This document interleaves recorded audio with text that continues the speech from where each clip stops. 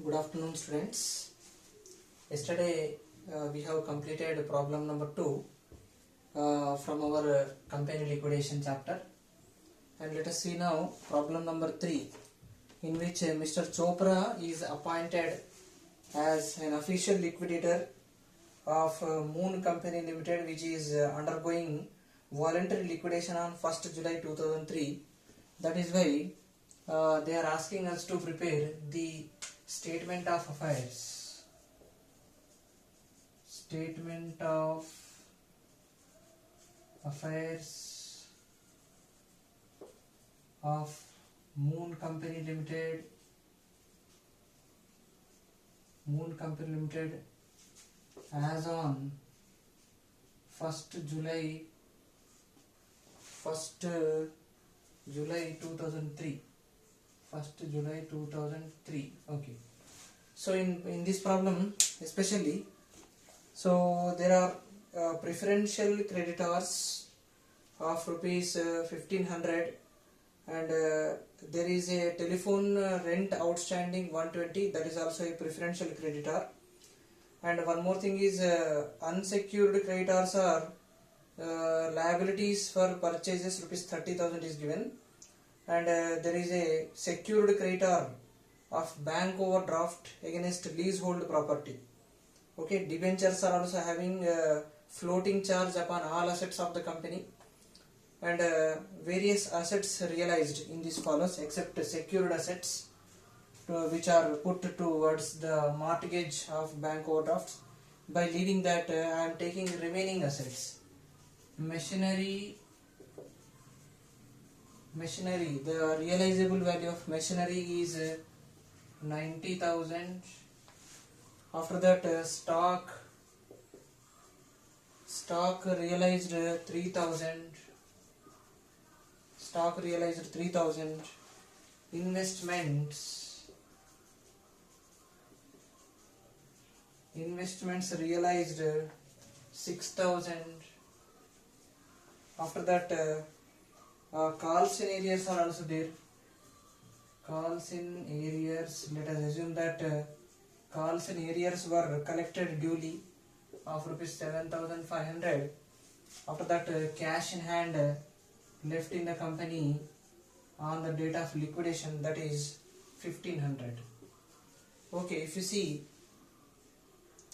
the total assets, one more thing we are left over, that is debtors. Total debtors given in the textbook is how much? 90,000. From this 3,000 are completely bad debt, and one more 3,000 is doubtful debts. In this way, if you deduct 6,000 from 90,000, you will get 84,000. Okay, 90,000, 3,000, 6,000, 7,500 and 1,500 plus 84,000. Total is 1,92,000. Okay, assets which are not specifically pledged towards any liability is 1,92,000. And list B, according to list B, assets specifically pledged. So bank overdraft is the secured liability towards the leasehold property. The estimated value of leasehold property is 1,09,000, and the bank overdraft which is to be paid is how much? 27,000.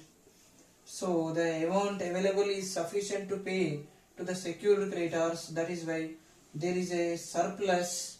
Okay, we are getting a surplus 1,09,000 minus 27,000. We are getting a surplus of 82,000. So that should be taken into outer column.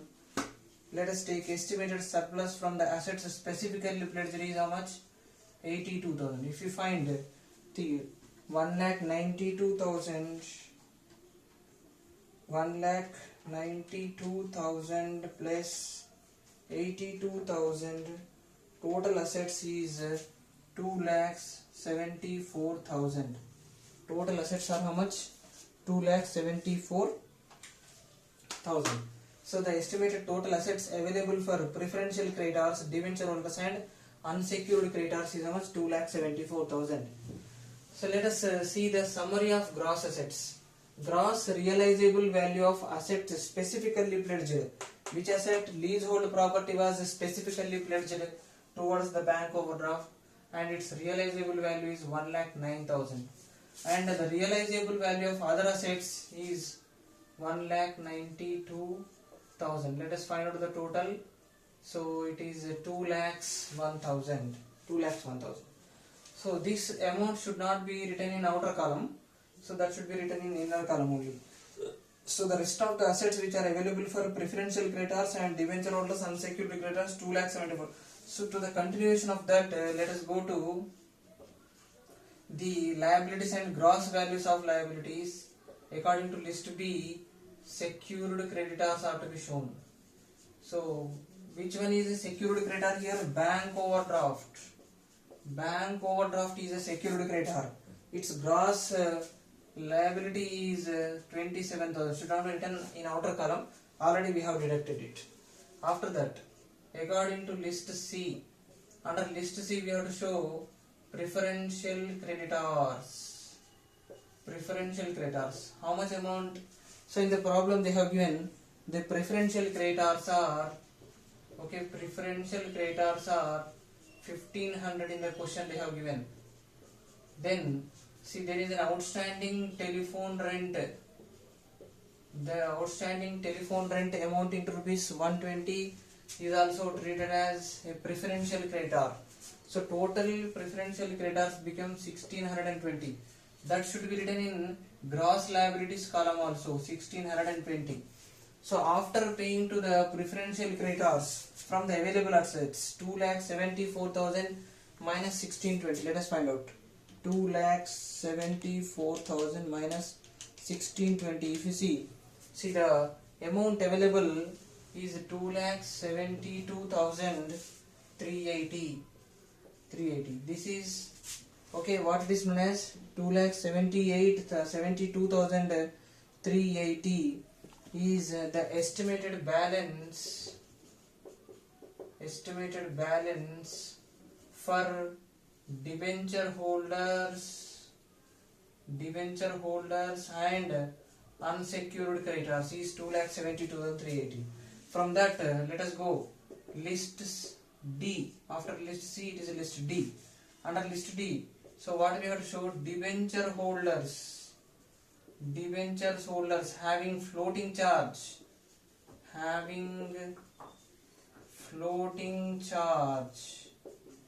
So in the question, let us see how much debentures are there. Okay. So in the question, there are, okay, debentures having floating charge. They are showing it is 75,000. So it should be taken in gross liabilities column also. So after paying to the debenture holders, there is no interest outstanding. There is no interest outstanding on debentures. So from 2,72,380, if you deduct 75,000, then it will become 1,93,380. So this is an estimated balance regarding to unsecured creditors. Okay. From that, according to list A, B, C, D, E. Okay. According to list E, what we have to show? We have to show unsecured creditors. USC I am writing. So unsecured creditors. In this problem, so unsecured creditors are how much? Liabilities for purchase. Only one unsecured creditor is there. That is liabilities for purchase of goods. We can call it as okay. We can call it as trade creditors also. No problem. So no, nothing will happen if you call it as trade creditors. So that is 30,000. From 1,93,000, if you deduct 30,000, you will get 1,63,380. So that is the balance of assets available to contributories. So what are the types of contributories? List, according to list F, we have to show preferential shareholders, preferential share capital we have to show.